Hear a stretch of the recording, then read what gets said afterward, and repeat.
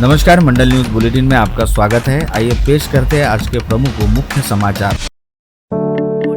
महाराष्ट्र की महायुति सरकार ने दूर की सोची है। मेलघाट की कुपोषण और माता मृत्यु की समस्या पर स्थायी निदान के लिए जिले में एक और शासकीय चिकित्सा महाविद्यालय जीएमसी की स्थापना की संभावना टटोली जा रही है। सरकारी सूत्रों पर यकीन करें तो पालक मंत्री चंद्रशेखर बावनकुले के निर्देश पर गत सप्ताह खास बैठक हो चुकी है, जिसमें नए जीएमसी के लिए नियोजन पर विचार विनिमय हुआ। जिले के विविध भागों के अधिकारियों ने इस बैठक में वीडियो कॉन्फ्रेंस के जरिए भाग लिया। गत 4 फरवरी को पालक मंत्री के निर्देश पर हुई बैठक में जिला शल्य चिकित्सक, लोक निर्माण विभाग, धारनी और चिखलदरा के तहसीलदार, भूमि अभिलेख के उप अधीक्षक आदि अधिकारी मौजूद थे। मेलघाट में ही मेडिकल कॉलेज शुरू करने के बारे में सकारात्मक चर्चा किए जाने की जानकारी दी गई।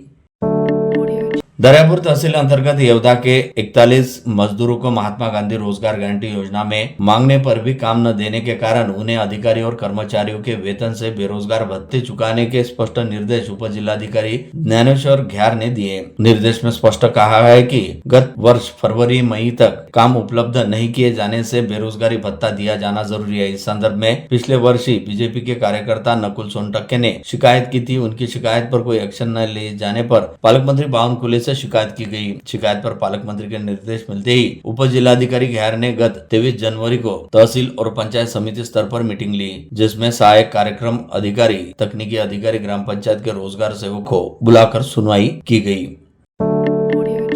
अमरावती महानगर पालिका के स्वास्थ्य विभाग के टीबी जागरूक के लिए एक दिन कार्यक्रम हेतु 15 बाय 15 का पंडाल लगाया। उसके लिए 75,000 रुपए का बिल सीधे ठेकेदार के खाते में जमा किया गया। इस प्रकार की शिकायत निगमायुक्त सौम्या शर्मा से की गई। मनपा के स्वास्थ्य महकमे की सरकारी फंड का किस तरह दुरुपयोग होता है, इसकी कल्पना करे तो कहने की नौबत आई है।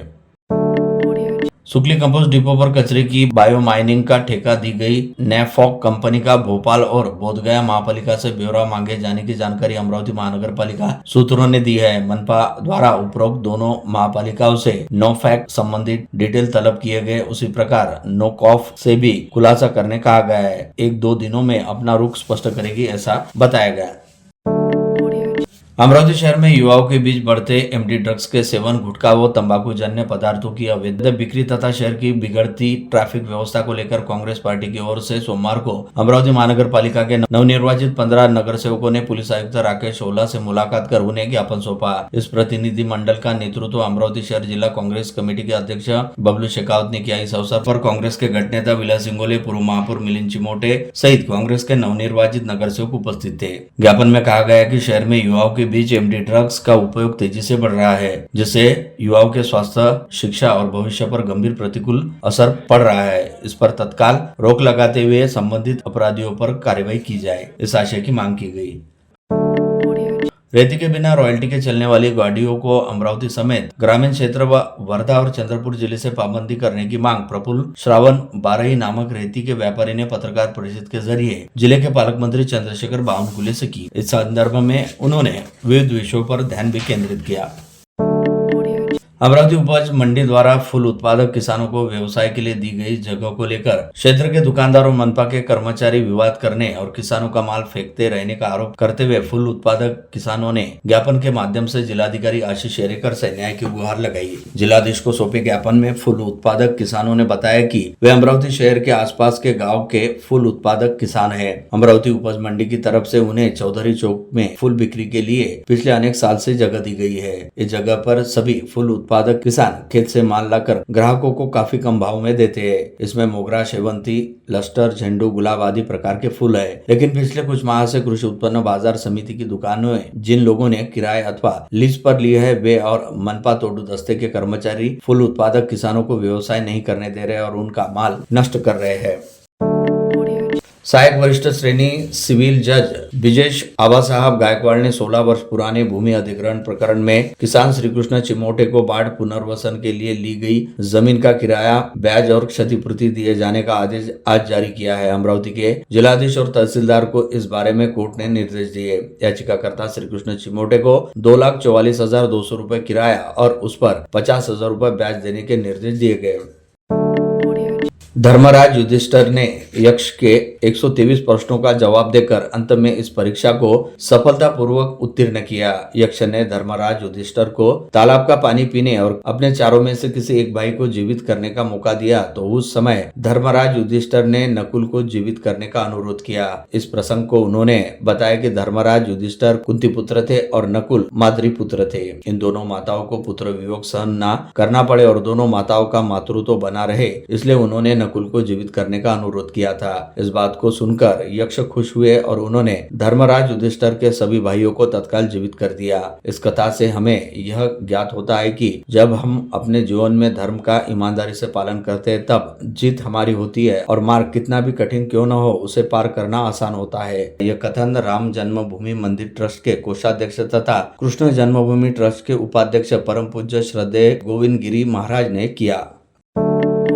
संत गुलाबराव महाराज गुरुकुल देव वक्ताओं को निर्माण करने की प्रक्रिया में पहली पीढ़ी है। यहाँ पर बच्चों को बचपन से ही वेदों का ज्ञान दिया जाता है और यहाँ के बाद पुणे के आलंदी में इन वेदपाठी बालकों को 4 वर्षीय वेद अध्ययन पूरा करना पड़ता है। महाराष्ट्र में ऐसी 48 वेद पाठशालाएं चल रही है जहाँ पर बच्चों को सामान्य पढ़ाई के साथ साथ वेदों की भी शिक्षा दी जाती है। स्वामी गोविंद देव गिरी महाराज ने बताया कि बुल्डाना की वेदशाला में सभी जाति धर्म के बच्चों को वेद की शिक्षा दी जाती है।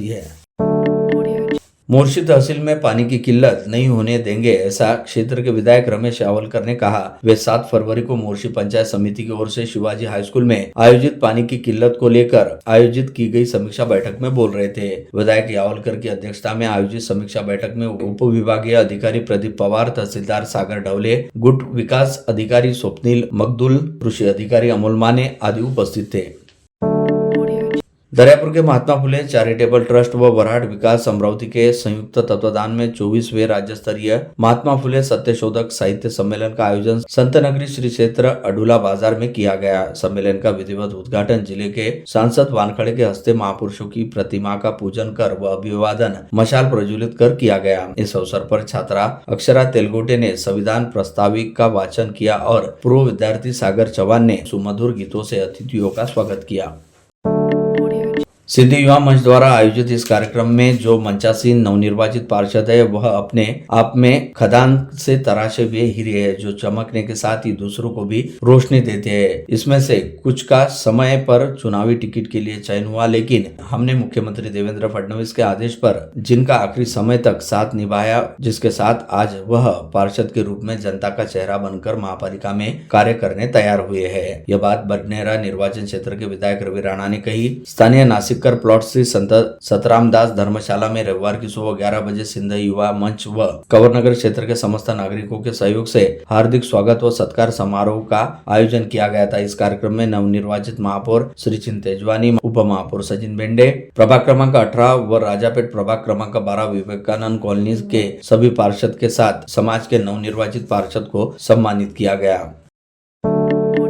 संत गजानन महाराज के जीवन की विविध घटनाओं के अद्भुत रस भाविकों में उनके प्रति भक्ति और श्रद्धा यह उदार भावना निर्माण करती है। भक्ति और श्रद्धा यह दोनों सात्विक भाव मनुष्य की आध्यात्मिक उन्नति के लिए बेहद जरूरी होते हैं। संत गजानन महाराज ने अपने दैवीय शक्तियों का प्रभाव समय असमय प्रकट कर अनेक अद्भुत चमत्कार दिखाए हैं। श्री संत गजानन महाराज की महिमा अपरंपार है, इसलिए उन्हें ब्रह्मांड नायक, राजाधिराज, योगीराज कहा जाता है। इस आशय का कथन विधायक सुलभा खुड़के ने किया। रविवार 8 फरवरी को श्री संत गजानन महाराज प्रकट दिन उत्सव कार्यक्रम में वे बोल रही थी। श्री के 148वां प्रकट दिन बड़े ही उत्साह से मनाया गया। इस श्रृंखला में विविध धार्मिक आध्यात्मिक कार्यक्रमों का आयोजन किया गया। विधायक सुलभा खुड़के, विधायक संजय खुड़के एवं यश खुड़के ने शहर के विविध मंदिरों को भेंट देकर ब्रह्मांड नायक श्री संत गजानन महाराज के दर्शन कर कृपा आशीर्वाद लिया और सभी भक्तों की मनोकामना पूर्ण होने के लिए श्री के चरणों में प्रार्थना की। श्री गजानन महाराज के प्रकट दिवस पर शहर के विभिन्न मंदिरों में बड़े उत्साह और भक्ति भाव के साथ नाम स्मरण करते हुए भक्तों ने अनंत कोटि नायक के सिद्ध मंत्र का जाप कर अपनी इच्छाएं उनके चरणों में अर्पित की। हर कोई श्री की भक्ति में रंग गया था। केवल यही नहीं, विविध स्थानों पर विगत 7 दिनों से जारी कार्यक्रम का पालकी दिंडी व महाप्रसाद वितरण से किया गया। कई हवन की सुगंध तो कई स्वादिष्ट व्यंजन का स्वाद भक्तों ने चखा। शहर के माता खिड़की, वकील लाइन, रेलवे स्टेशन परिसर, Samarth colony colony, Rajapeth sporting club, Devrankar Nagar सहित कांता नगर, किरण नगर, कल्याण नगर जैसे विविध क्षेत्र में स्थित गजानन महाराज मंदिरों में रविवार को उत्साह देखने मिला। मंदिरों में सुबह से ही भक्तों की कतार रही। मंदिरों को फूलों से सजाया गया, आकर्षक रोशनाई की गई। साथ ही कई दुग्धाभिषेक, जलाभिषेक कर बूंदी के लाडू, हलवा, झुनका, मसाला, चावल आदि मिष्टान्न प्रसाद भक्तों को बांटा गया। रामदेव बाबा संस्था अंतर्गत रामदेव बाबा महिला मंडल द्वारा गजानन महाराज प्रकट दिवस निमित्त पारायण किया गया। सुबह 6:30 बजे विविध धार्मिक पूजा अर्चना कर बाबा के नाम पर जप समेत पारायण की शुरुआत की गई। स्थानीय राजापेट स्थित रामदेव बाबा मंदिर में पारायण करता सुशील उम्बरकर ने 21 अध्याय मुखोद्गत है। उन्होंने अपनी वाणी में 21 अध्याय का पठन किया, साथ ही बाबा के चमत्कारों की भी जानकारी दी। दरियापुर शहर में श्री संत गजानन महाराज का प्रकट दिन भक्तिभाव और धार्मिक वातावरण में मनाया गया। गांधीनगर स्थित गजानन महाराज की प्रतिमा के पास शनिवार की शाम भजन संध्या और रविवार को महाप्रसाद का आयोजन किया गया था। सुबह से ही गजानन महाराज मंदिर परिसर में दर्शन के लिए भाविकों की भीड़ उमड़ी। मंदिर में आकर्षक रोशनाई व फूलों व भगवा पताकाओं से सजाया गया था। प्रज्ञावंत वधु व सूचक केंद्र महाराष्ट्र द्वारा राज्य स्तरीय उपवधु वर परिचय सम्मेलन का आयोजन 15 फरवरी को सुबह 11 बजे दोपहर 5 बजे तक भीमटेकड़ी में आयोजित किया गया। सम्मेलन में 1 से 3 जनवरी दौरान संपन्न हुए विश्व विक्रमी मानवंदा कार्यक्रम के आयोजन समिति सदस्यों का सत्कार भी किया जाएगा। यह जानकारी कैलाश मौर्य ने एक पत्रकार परिषद के दौरान दी।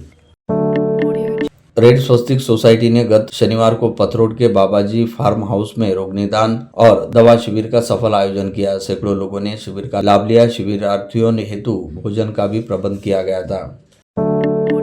अकोला पश्चिम के कांग्रेस विधायक साजिद खान पठान ने आज दोपहर अमरावती मंडल कार्यालय को सदिच्छा भेंट देकर संपादक अनिल अग्रवाल से अनेक विषयों पर साधक बाधक चर्चा की। इस समय गुड्डू हमीद, अबरार साबिर, रियाज खान, अनवर खान, इरफान खान, मंजू भाई, मोहम्मद यूनुस भी मौजूद थे।